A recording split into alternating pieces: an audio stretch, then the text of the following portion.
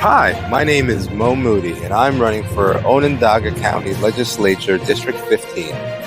And this is the Salt City Index, where we interview various influencers throughout the city of Syracuse, Onondaga County, aka Salt City.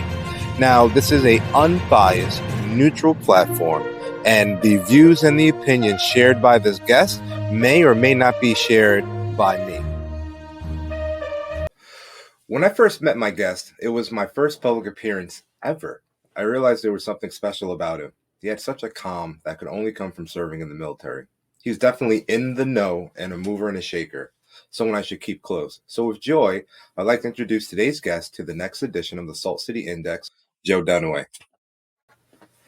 Hi, Mo. How you doing? I'm doing good, Joe. Appreciate it. Yeah, absolutely. Thank you for being on the show. So, Joe, what's top of mind for you? Top of mind is doing my part. We look at how ugly things can be around the world, across the United States, in our own very state, New York, and it's easy to feel helpless about the things that are going on. And for me, I just try to always simplify things in my life, whether it's at work, my small business, my family, and doing my, civil duty and being a patriot. I look around and I say, what can I do most immediately to have an impact, on my state, on my country, on the entire globe? And it's start with my family, right? I look at my family, my 4 kids, my amazing wife. I look out for them first. I have conversations with them. I educate them all the time. Although I know it gets a little, much for them at times. It's constant communication and doing my best job as a father and as a parent in my community.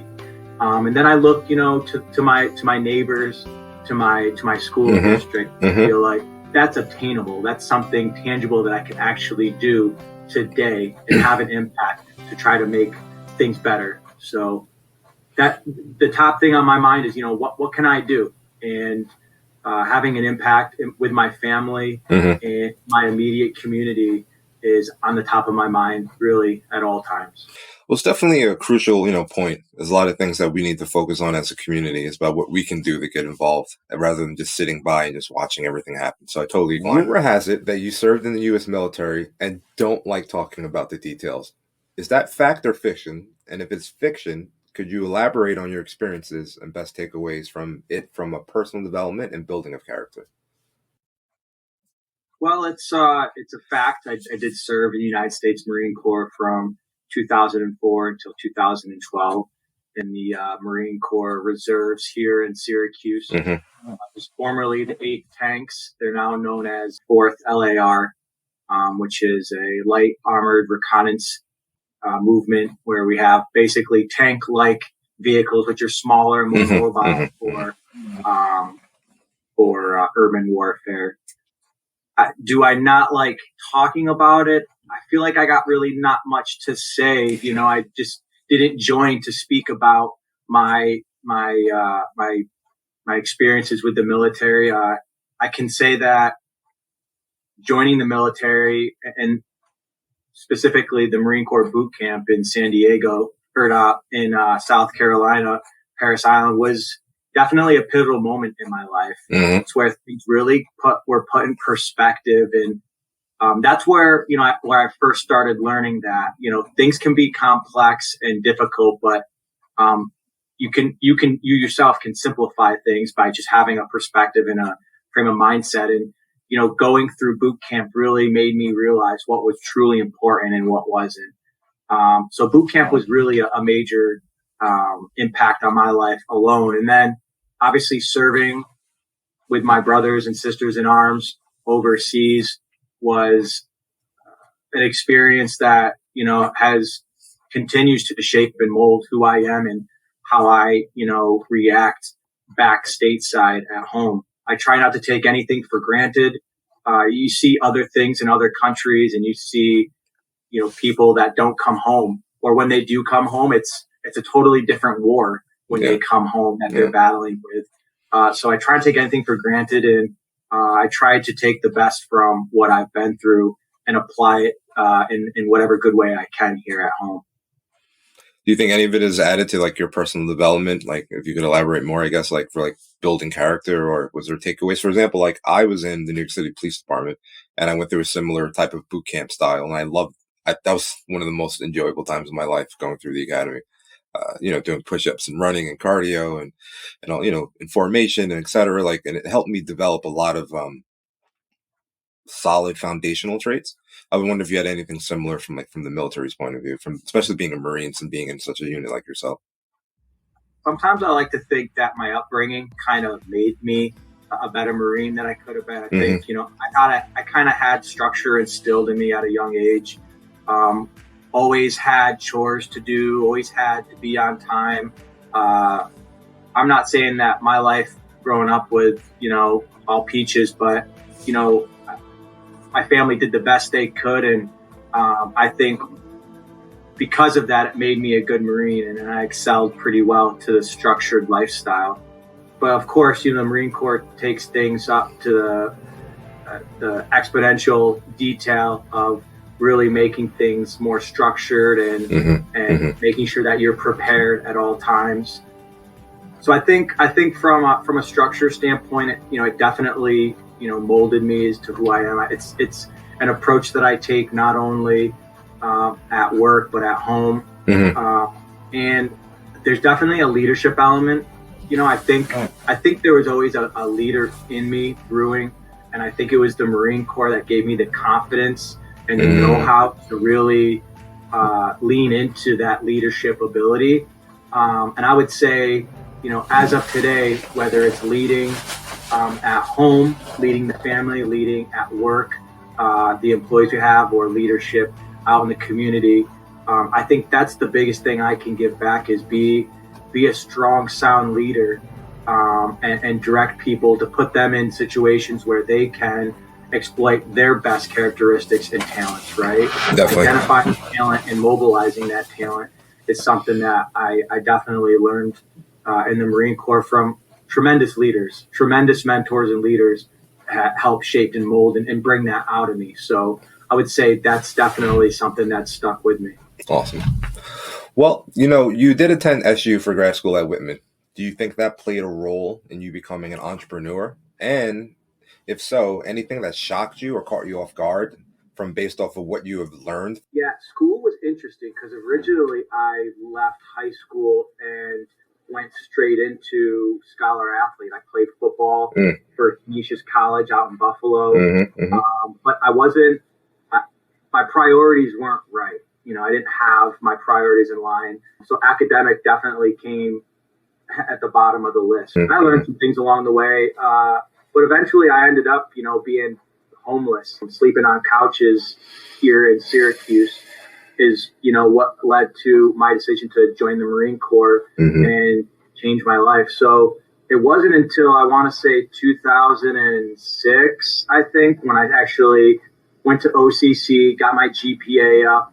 I treated it as a job. Right? I'd get there way before any classes, and I would stay till 5 regardless, just to make sure that I could go home and spend time with my family. Because at the time, when I started going to Syracuse University, I had one kid and then I had one on the way. So I really didn't have much time to really have a personal life or a social life during Syracuse, which kind of probably helped me in a way, stayed more structured and prioritized. But at Syracuse, I really wasn't sure what I was going to get into. Originally, to me, it was like I wanted to, stay involved with sports and coaching. And so I thought maybe I'd become a gym teacher. So I was with the College of Education, but something deep inside me always said, like, get involved with business, own your own business, something in the world of business. So I followed that voice. I transferred over to Whitman the second semester I was there, the School of Management. Still didn't know exactly which direction I wanted to go in, but I had a great accounting professor that kind of really laid things out to me in my 101 class and kind of went down all the different business majors and showed how accounting was the number one profession to go after for numerous reasons. And the one that stuck with me most was that it's kind of recession proof, right? Whether it's a good economy or a bad economy. Still need accounts. You need a accountant, right? Yeah. Absolutely. So thinking of my family and where I wanted to go, I said to myself, like, this makes sense. I'm a numbers guy. It's why I kind of really got into accounting, because I enjoyed math a lot. So it's kind of the best of both worlds for me. And then I didn't go to grad school. I want to make sure that that's clear. I didn't go to grad school. Actually, as a matter of fact, it was halfway through my time at Syracuse where they changed the amount of hours required to sit for the CPA exam. And a lot of people were told, just go to grad school. You'll get all those necessary required hours. I had a candid conversation with the SU people at Whitman, and I said, how else can we do this, right? So we essentially came up with a plan where I would, petition and get into some grad level classes, take some extra classes over the summer. So I really kind of loaded up so that I could, graduate on time and start providing for my family, because we were really scratching the bottom of the barrel just to get by during my time at Syracuse. So I ended up graduating in 2012. That was my experience at Syracuse University. I love my alma mater. I'm able to reach back to professors, even if they're not still at Syracuse, to this day, that they've had a profound effect on me. And I actually am going to be visiting again this coming week at the Entrepreneurship Boot Camp for Veterans. I'm a graduate of that program as well. I graduated from that in 2017. Nice. But I'm going to be as part of a panel of just kind of providing whatever help I can, any feedback or advice to any young blooming entrepreneurs from a accounting standpoint and from, an entrepreneurial standpoint. Got it. Well, that's definitely awesome that you're giving back, especially to like your alma mater. Like it's awesome. Also being that light for the next generation to help people, forward is definitely commendable. And being a college student and getting a degree while managing a family, it's no easy task. So, very impressive. But ultimately, I was just kind of asking, like, based on like your academic journey into entrepreneurship versus you as an entrepreneur, I guess, was there any contradictions or any things that were like just caught you off guard, that just as in like, oh, you should do A, but then when you get in reality, don't do A, do B. I was wondering if there's anything like that regard.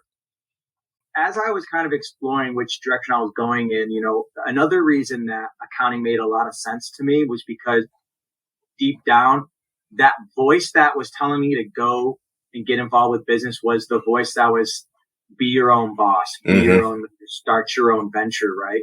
So early on, I decided I was going to be a double major. I majored in accounting and in entrepreneurship. Awesome.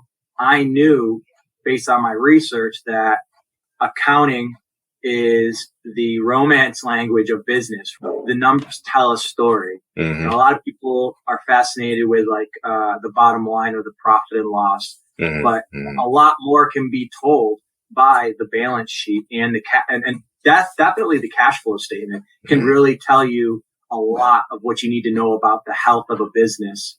And a lot of people don't look at that, but I knew that accounting was a part of the bigger goal, which was to own my own business someday.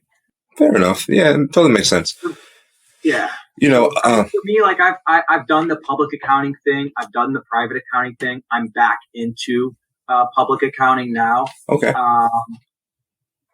But what I found is there's a lot of people who are very talented and skilled at their craft, but they find it, maybe whether they realize it or not, they have trouble with the leadership aspect of making the jump to management. Just because somebody is, a subject matter expert and great at their skill, that doesn't always translate into being a good leader and manager. And so I experienced that a few different times throughout my career. And it was around, I want to say 2017 when I decided that I was going to give my hand at trying to start a business. And I have, and the business is still going now. And it was my way of, taking control of my life. Instead of complaining about work, create a culture that I'm proud of, that people want to come work for, and have a leadership style that inspires and motivates people.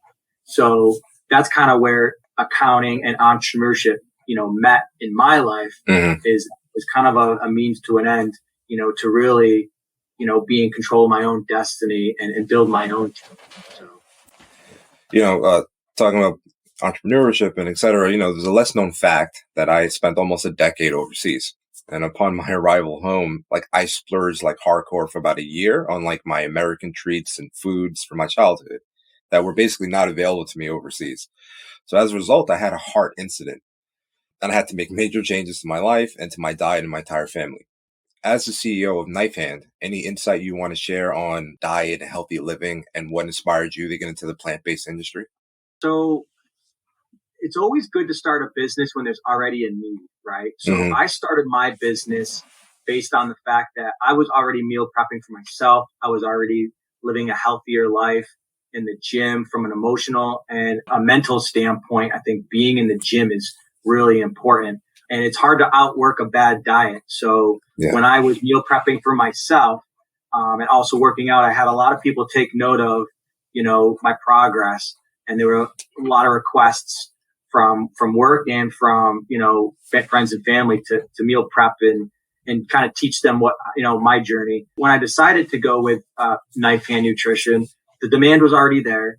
I started prepping meals that I prepped for myself for other people, right? I just basically increased the amount of food I was making for myself and sold the extra in to-go containers.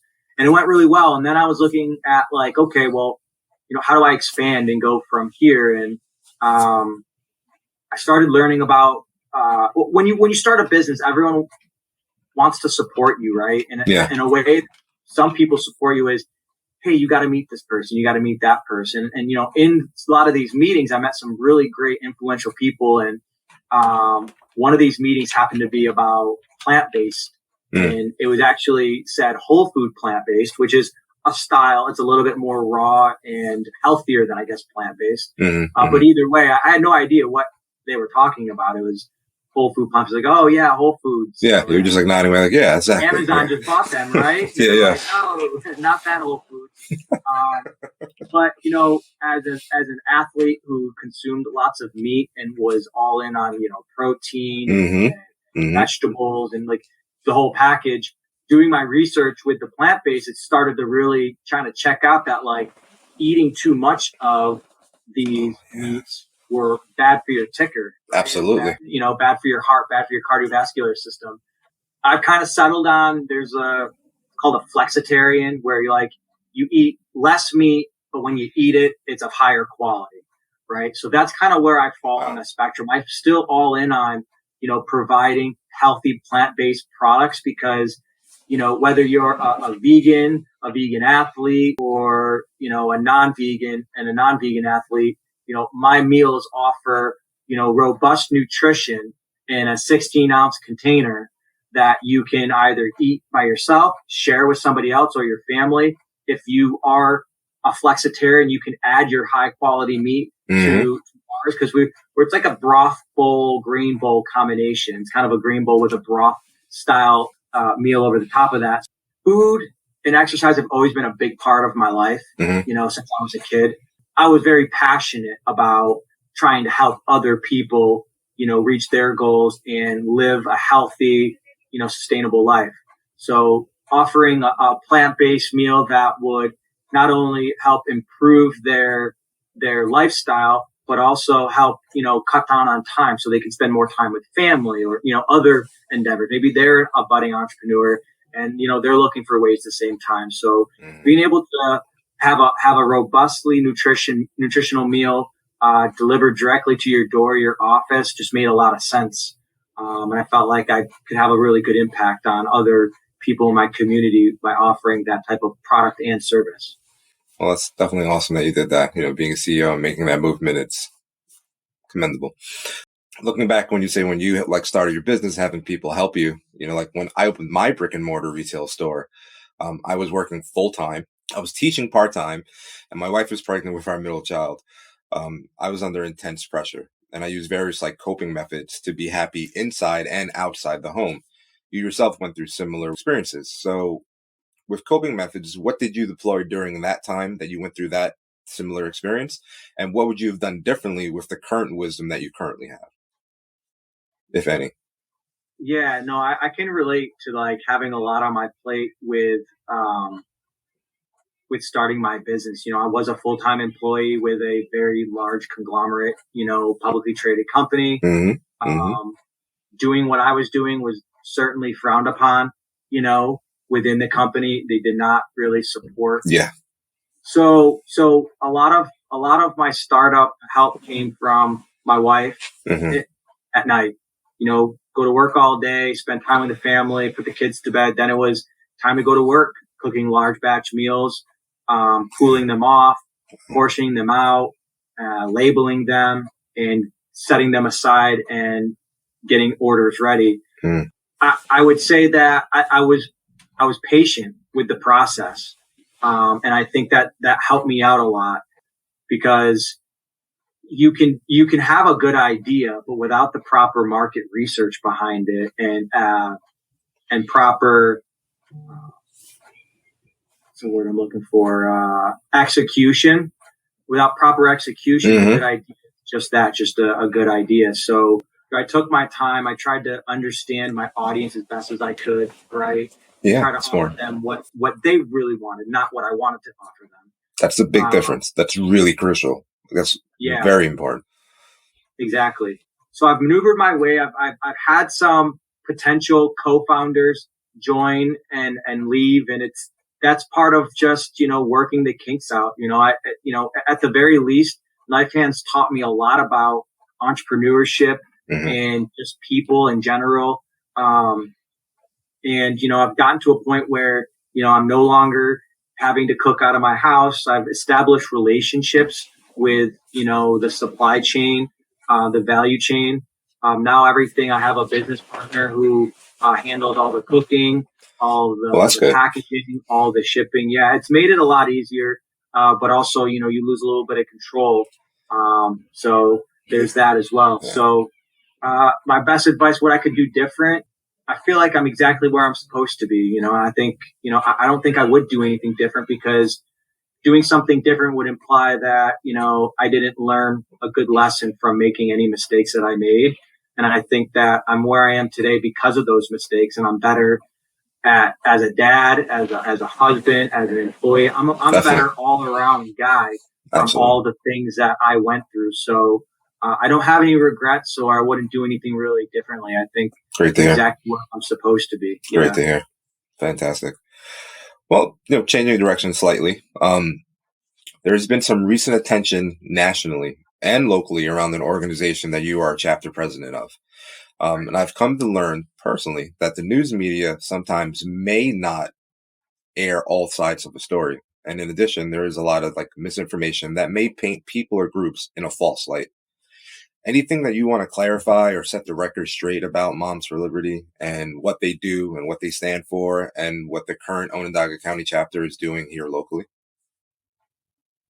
Yeah, so we've been a lot in the news a lot lately, and I think that's indicative of that we're on the right track.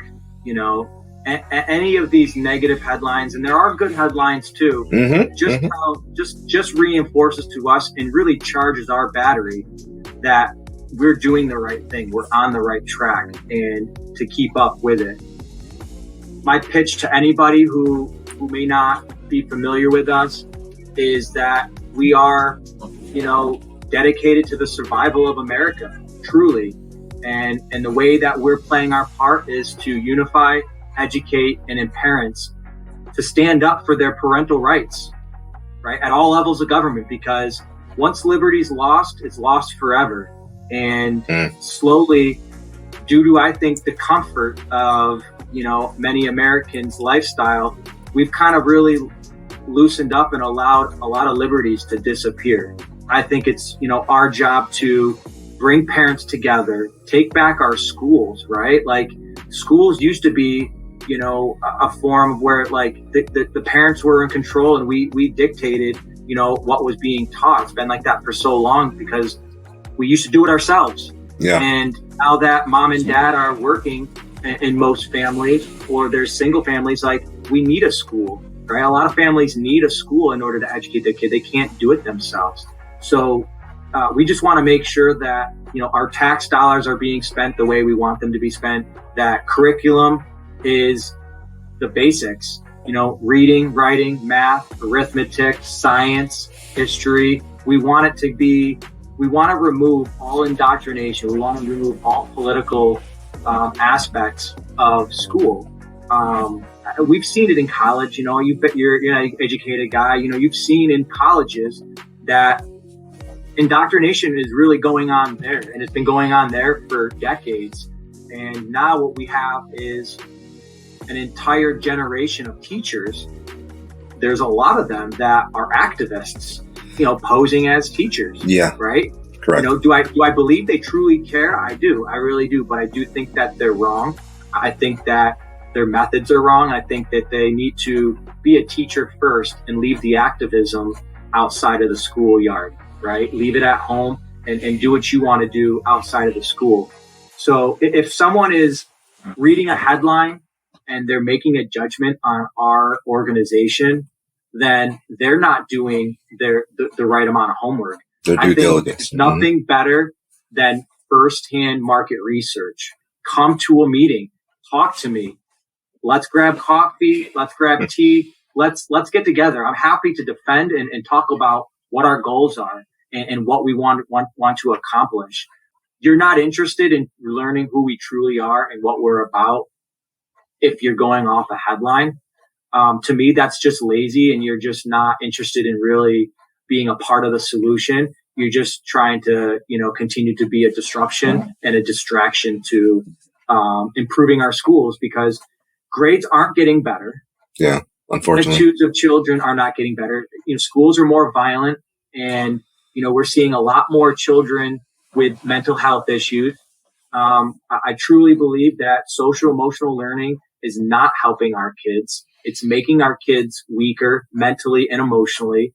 And once they leave the nest, they find it very difficult to cope with not winning. They've been insulated so much at schools that, that they find it very difficult to lose and not do well. So, also, the indoctrination of the critical race theory and the DEI stuff, like that just pushes division. It promotes white guilt, and it tells minorities that they're never going to be as good without government assistance. They're never going to be able to make it and do as well as they can. And, you and I both know that's just not true. And now the new thing is gender ideology. It's just another distraction from getting back to excellence and meritocracy, right? We're more focused on feelings and trying to be the parent. It brought to my attention is like, I don't even like when teachers say that these are my children anymore, because they're not. They're your students. Mm-hmm. And those little details matter now, because those are my children. Those are your students.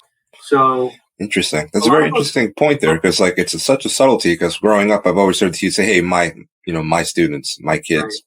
Right. But there is a lot of power in words. So please continue. Absolutely. Absolutely. Those little subtleties add up, and that's how these liberties are taken away. When the LGBTQ movement and the trans movement was really picking up, it was kind of like, that's fine, like, do you. But when it started showing up in schools, and people were pushing it in schools, and they're trying to remove the parents from being a part of those conversations, you're really overstepping your boundaries. Studies do show that parental involvement is the number one benefit, or is number one leader in causing kids to have better grades. Absolutely. Do better socially and emotionally, right? Absolutely. So how would you want to block parents from being involved? Right? So parents should be more involved. And if a parent has a problem with being taught in school and they're a taxpayer, then we should have a little bit more of say, right? And people will argue that, school boards are supposed to be part of those decisions. Well, they're not making decisions that's in our children's best interest. They're making decisions that are based on political ideology. And that's not supposed to be in school. It's not. Yeah. Definitely interesting times that we're facing. the separation of church and state, and in politics and schools. There is a need to go back to fundamental basics. But you've raised definitely important points, and I value your point of view. With that being said, like, what's the day in the life of being like the chapter president of Moms for Liberty for the Onondaga County? It's an extension of my family at this point. I'm absolutely blessed with a team that volunteers their time, takes time away from their family, because we all believe in, that there's a better school system. Mm-hmm. Right? Mm-hmm. There's a better school system. There's a better country. We can't expect our country to improve if our schools continue to decline. Yeah. Right. Yeah. So we're all dedicated parents, and we're continuing to grow. There's not a day that goes by that I'm not constantly communicating with my team. We're sharing wins every day. We're sharing issues that are coming up that we need to, get out ahead of and discuss, opportunities that show up. It's really become a part of my daily standard operation of what's going on with, my team now. What do I got to plan for this month, next month? Staying in the loop with, the national contacts that we have at the national level, trying to help other chapter chairs grow their chapter, brand new chapter chairs that start. We try to, embrace them and try to give them all the support that they need so that they can start out strong, and just continuing to work, because really at the end of the day, it can't be just all about Onondaga County for me, because ultimately every county in New York is subject to New York law. Really understanding, not only the Constitution, but New York state law, and getting the right people in the right positions to help feed back that information to us so that we can make decisions is really important too. So not only are we trying to focus, on Onondaga County, but we're working together as a whole, all the other New York chapters, to improve the legal landscape that makes being a parent who cares about their ideas in schools, their voice heard. So we have weekly meetings. The last Thursday of every month, we have our chapter meeting, and we have coming up this next Thursday it's a chapter meeting, but it's kind of been a pivot towards more of we've been talking over the last few months about, once we get going, we should definitely have more of a casual, barbecue together. Oh, okay. That's kind of manifested into it's a food and drink get together thing. But so for this event, we have a few different speakers that we've never had before. We have an original member of Moms for Liberty who is a part of the original movement back in 2021, Jennifer Williams from Wayne County. Oh, wow. We have a couple representatives from Empire Center. They're going to talk about school choice. School choice is, I think, a really good solution for everybody. It allows parents to control where they spend their school tax money. You can send your kids to a different school district. You can homeschool them, co-ops, a lot of different more options. And it kind of rewards the schools that are doing a good job, So we've got the Empire Center. Brandon Williams will be calling in. We have the Onondaga County Libertarian Chair, Sean Hannon, speaking. We have the Republican Chair for Onondaga County, Benedict Doran, speaking. We have who else? Oh, we have Adam Coleman, who is a national author. He wrote Black Victim to Black Victor. It's a story about, how victimhood is a disease, really, that's spread through a lot of these things that are going on in school, these different mentalities that are spread. And he's going to be great. I met him in Philadelphia about a month ago. Asked him if he could make it. We're super grateful that he's able to make it. So what the barbecue turned into kind of like a great speaking engagement, and sounds like it's going to be held. Yeah, it's going to be held at the Rail Line, July 27th, Thursday, July 27th. It goes from 6 until 9, and maybe it'll go a little bit later than 9, but We have speakers lined up all the way through with some breaks in between for networking and socializing and eating. So we've got that going on. And then, we're going to roll right back into our normal chapter meetings every last Thursday of the month. So we're working on August now as well. So that's pretty much it, just really trying to get awareness out there and let people know we exist and answer their questions. I've had a lot of people from the LGBTQ community genuinely reach out and want to know more about us, and they're joining, they're members. Like, they don't agree with a lot of the grooming techniques that we're seeing in school libraries with these books and these other, these other programs that are going on. There's a lot of people that, want to come out and support what we're doing, but there's a lot of people who they feel like they're going to be attacked at work or at home publicly for supporting, an organization or not supporting the other organization, right? We're giving people an opportunity to sign up and be a part of a group that, is giving them a voice. So that's awesome. Glad that you're involved and that you're doing different things and keeping that in mind. You also brought up the concept of victim mentality. Yeah, that's something that I definitely want to focus in on and eliminating myself personally. Talking about social and the social plan that you have coming up. Recently, I saw some photos circulating on social media with you and Ron DeSantis at the Joyful Warrior National Summit. Can you shed any light on what that was like meeting him and the circumstances that led up to that encounter?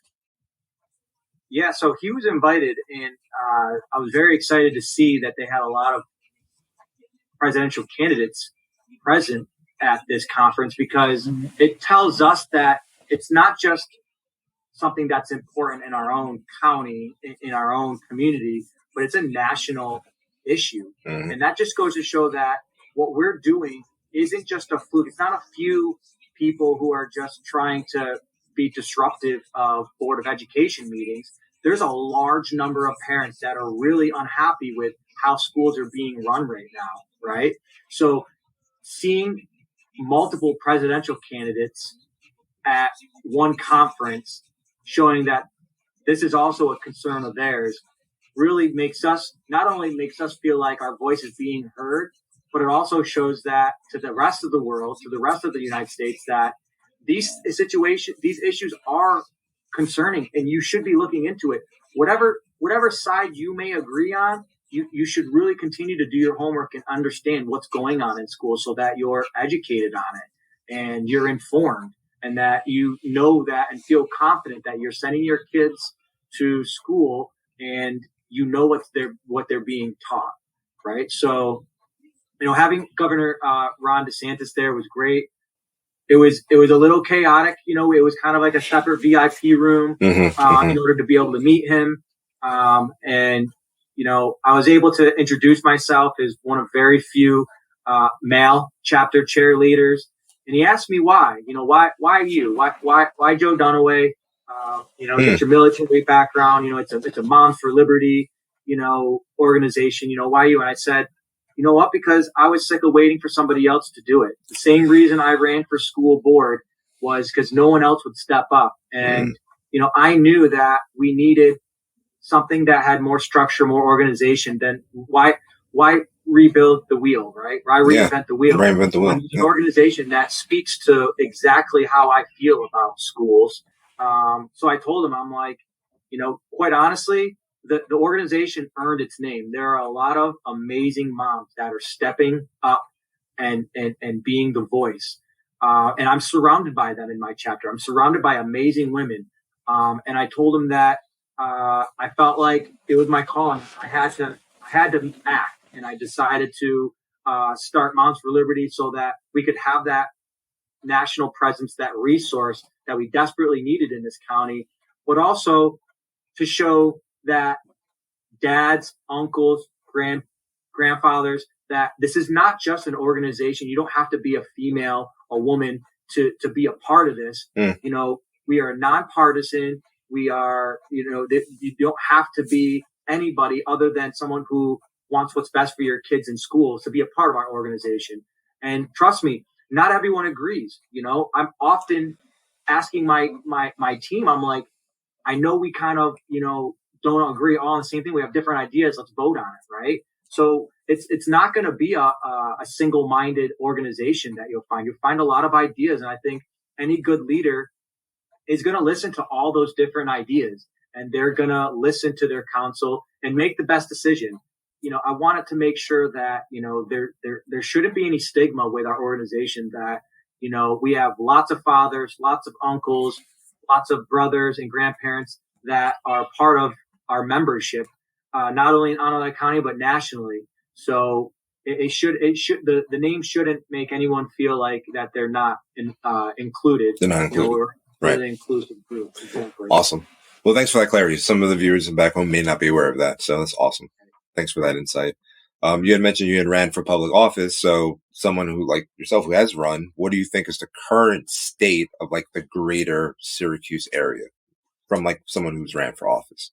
The thing that sticks out the most, and it's not really Mom for Liberty related, just more like, Micron's a really big thing. And I think I speak to a lot of people, and it's kind of like, it's unfortunate, but there's like 50% of the people are saying like, oh, do you really believe it's really coming? I think that's a concern, right? There's people out there that believe that it may be one of those deals that may not go through because to be honest, it hasn't been built yet. So I think that's a big thing, because I think we're putting all our eggs in that basket, and for good reason. I think it's great for not only for our community, for there's pros and cons to everything. I'll say that, but it's definitely going to bring an economic boom to our county, into Syracuse. But also, we saw what happened during lockdown and when everything was going bad during COVID. We didn't have those necessary chips. We were beholden to another country halfway around the world to get those chips. So I think it's great to see that America's taking a step forward and bringing more manufacturing back to our country, and what better place to do it close to home to Syracuse. So I think there's a lot of benefits that are going to come from this chip factory. So I hope to see it happen. And, with every big project, I think the bigger concern is also fiscal responsibility, making sure that we have some good oversight on how projects are receiving money, and that it's most effective and most efficient use of capital. Next, I would say, I do think that because of the heightened focus on Moms for Liberty nationally, I think that, you're going to see, and we've already seen this in the Cicero North Syracuse district, that there are gender ideology policies being pushed right now and enacted based on what's going in Albany. So I forget the name of the policy, but in CNS right now, there's a policy that says that any kid that identifies as something other than their primary gender, they can use whatever bathroom they want. They can use whatever locker room they want. If a boy identifies as a female, he can use the female bathroom and the female locker room. The other part of that policy is that you can be on whatever sports team you want too. I don't think it really impacts male sports really as much, but female sports is really getting a really raw deal. Biological women competing against biological women, and then having a biological man saying that they're trans and then competing against women. It's just not fair. So that's a fairness thing. But as far as, from a safety standpoint, I have a daughter. Yeah, so do I. I would not be comfortable with my daughter using a bathroom if I knew that a transgender male was able to use that bathroom. They've got some big issues on their table right now. And I think that's the beginning of what's to come in all these other districts. A lot of these school boards are run by people that are influenced by the radical left. And a lot of these policies are radical left policies. And they're being pushed in school, where they don't belong. So I think CNS is just the very beginning. And we're going to see a lot of unhappy parents once they really figure out what's going on in schools, and that these policies apply. It's only a matter of time. And this is what I hate about these policies. No one will have any problems with it because, okay, whatever. Let's just think of the best case scenario. It's more inclusive. Well, when and we've seen this across in different states, when we see little girls being sexually molested, like that is the deal breaker, right? Like, we want everyone to feel comfortable. We want to be inclusive, but we also can't be idiots. We can't just be blind to the fact that this opens up an entire door to pedophilia and to just sexual assault and harassment. My two older boys, 14 and 12, they are in the public school system. My two younger kids, we are going to start doing homeschooling until we feel comfortable that the schools are making common sense decisions again. There has been a big push for a lot of parents to start homeschooling, actually, around a lot of these hot topic points. Ultimately, if you boil it down to the element of the principle, is that as parents, is our job to protect our biological, physical children, and we don't want to ever put them in harm's way. Right. Definitely, valid points. So, I mean, you've kind of touched a lot on like the education system here, for Onondaga County. I guess if you had it your way, what would you change and why? With the county, with education, what specifically? I'm sorry. No, I'm just saying in general, like if you were like, if we wave a magic wand, right? You're now in charge and you have the ability to just change anything in the school system. Like, what would you change and why?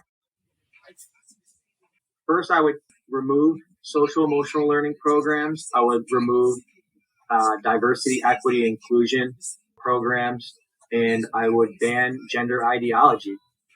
Those three things are getting in the way of actually educating our kids. And if our kids were actually fully educated, they can make these personal, very intimate decisions on their own outside of school. If we could just get back to teaching our kids academics, not indoctrination, our kids will have the tools they need in order to navigate these areas with their family or without their family. But it does not need to be done in school. That's what I would change. Well, thank you for sharing that. I appreciate it. As we're coming to kind of like the end of the show, when you agreed to be on it, what was like that one question you were secretly hoping that I would ask you? And did I ask you that question?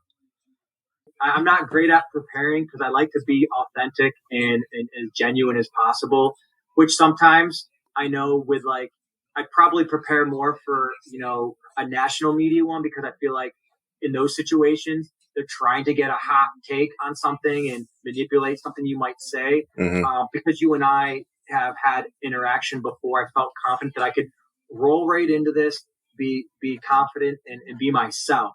But I felt like we kind of like talked about all the things, kind of got into my family, my military background, my personal experience with, running for school board and Moms for Liberty. So I feel like we hit on everything, and I think this was a great interview. And I was expecting maybe an icebreaker, maybe like one of those, what's your favorite city or your favorite color, something silly like that, or your favorite ice cream. So I don't know. Okay, all right. Well, do you want to do icebreaker now?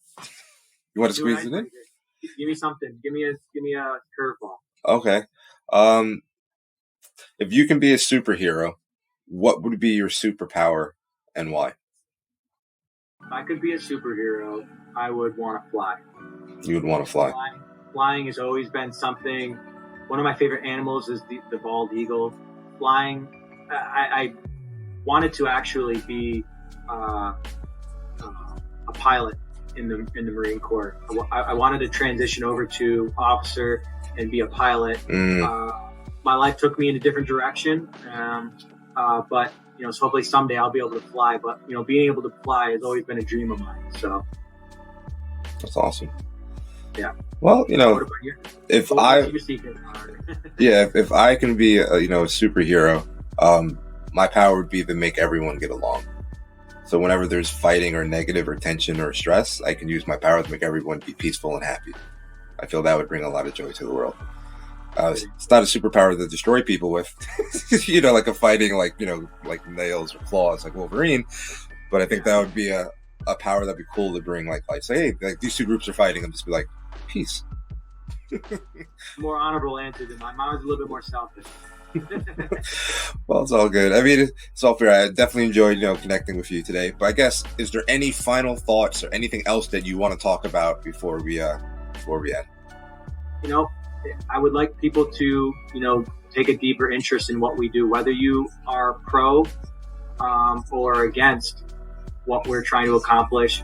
Try to actually get to understand us, understand me. Reach out directly to me.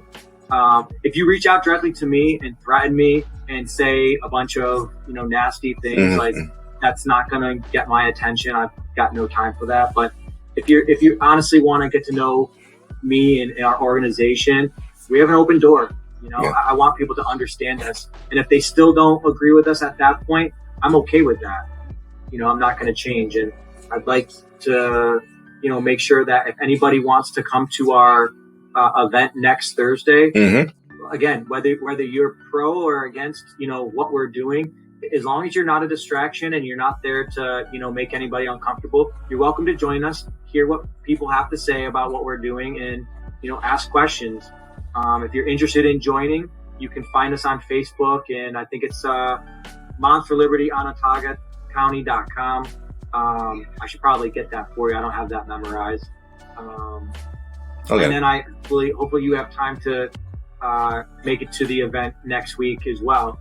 I think there'd be some people that you would love to meet there, and I know that a lot of people would like to get to see you. I know they've been seeing you around a lot lately as well as you continue your campaign. So yeah, running for county legislator has been fun, and I definitely want to come to your event and meet as many people as possible. What you touched on was very crucial. I think before anyone should judge or make a final decision on any group or person, you should genuinely meet them and talk to them. Don't go from hearsay or what people are trying to push a direction. So big supporter of that. Well, yeah, I'd love to come to the event. But I definitely enjoyed having you on the show. Always grateful. You know what I mean? Like, of course, the Salt City Index is a neutral platform that just allows influencers in the area just to speak their mind. And I'm very grateful and humble that you were on my show and you were able to speak your mind. Yeah, we'll look that way.